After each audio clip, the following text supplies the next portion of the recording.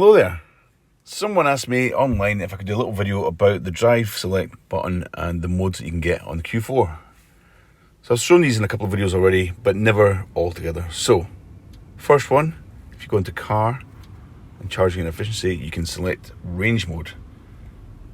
Now, range mode, if you're struggling, will switch off the climate control, so you can't put the heating on, and it limits you to 56 miles an hour, which is what the green section is there on the speedo. You can push through that, it's like a kick down button, but 56.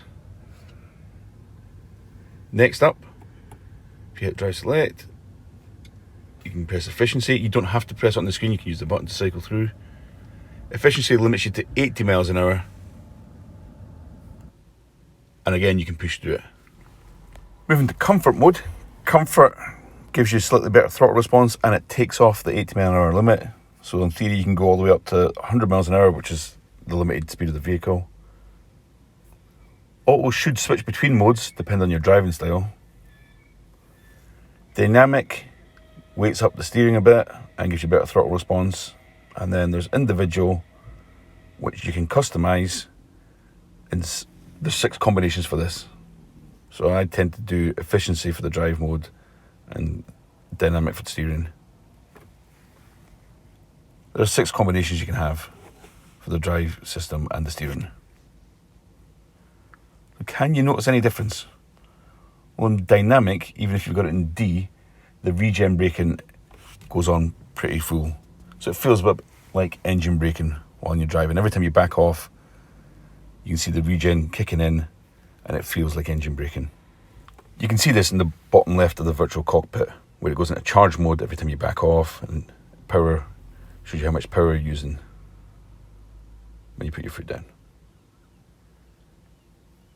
So can you feel any difference? Well, in dynamic mode, the throttle response is definitely better.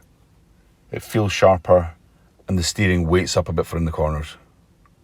There's no extra feel, no extra grip, because the suspension doesn't change. It's not dynamic suspension, but it feels a bit more responsive. And given that my commute's mostly kind of stuck in traffic, I tend to just stick it in efficiency and take it a bit easier. Grip level's still the same. Throttle response isn't as sharp and the steering's a bit lighter. But if you put your foot right down, it will give you all the power anyway.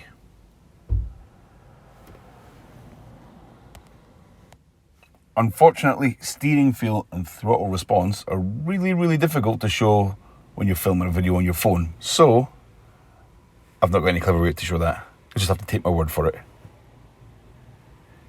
Right, that's all I've got for you in this video. Remember to like and subscribe.